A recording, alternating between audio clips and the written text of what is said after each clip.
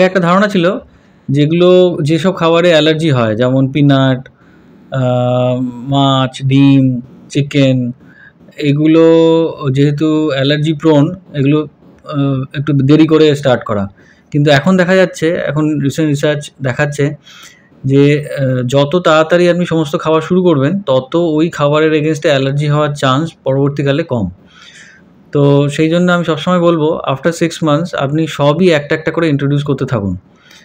আপনি ডাল ভাত, মাছ ভাত, ডিম ভাত, আলু সিদ্ধ করে, হুইট প্রোডাক্টসগুলো যেমন সুজির হালুয়া, ডালিয়ার খিচুড়ি, সবই শুরু করুন।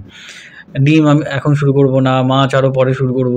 এইগুলোর ইম্পর্টেন্স কিন্তু এখন চলে গেছে। এখন অ্যাজ আর্লি অ্যাজ পসিবল শুরু করলে দুটো লাভ: এক হচ্ছে পরবর্তীকালে অ্যালার্জি হওয়ার চান্স কম, দুই হচ্ছে একটা good source of protein other than milk আপনি একটা বেবিকে এস্টাবলিশ করছেন।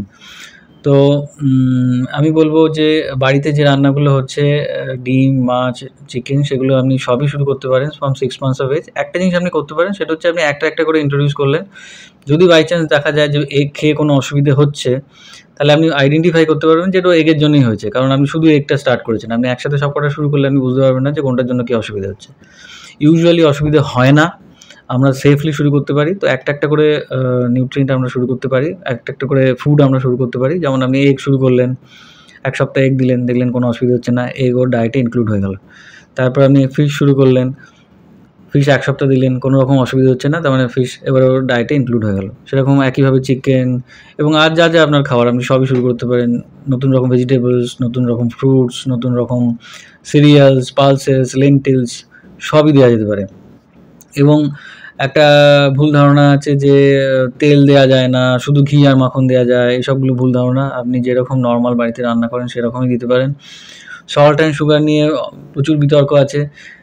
অনেকে বলেন যে না, সল্ট অ্যান্ড সুগার একদম নয়, অনেকে বলেন না দেওয়া যাবে। কিন্তু আমি দেখেছি নর্মাল ইন্ডিয়ান খাবারে যতটুকু সল্ট অ্যান্ড সুগার থাকে, সেগুলো অনেক ফ্যাক্টরি মেড ফুডের থেকে কম হয়। তো অতএব আপনি বাড়িতে যে রান্নাগুলো করছেন সেগুলো টেস্টি হওয়ার জন্য যতটুকু মিনিমাম সল্ট অ্যান্ড সুগার আপনি ইউজ করেন, সেগুলো দিলে আমার মনে হয় বেবির কোনো ক্ষতি নেই।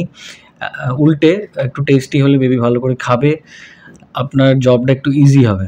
তবে খুব সল্টি এবং খুব সুগারি যে খাবারগুলো পাওয়া যায়, সেগুলো অ্যাভয়েড করা উচিত। এমনকি আপনি যখন ফ্যাক্টরি মেড সিরিয়ালস কিনছেন খাওয়ানোর জন্য, তখন আপনি একটুখানি সুগার কন্টেন্টটা দেখে নেবেন।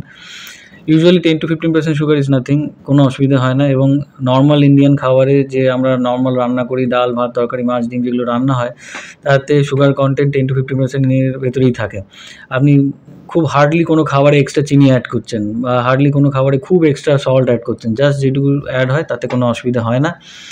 আপনি নিশ্চিন্তে নর্মাল বাঙালি খাবার যা আপনি রান্না করছেন বাড়িতে, সেগুলো ঝাল ছাড়া তৈরি করে একটু এক্সট্রা নরম করে হাতে চটকে একসাথে বসে খাওয়াতে পারেন।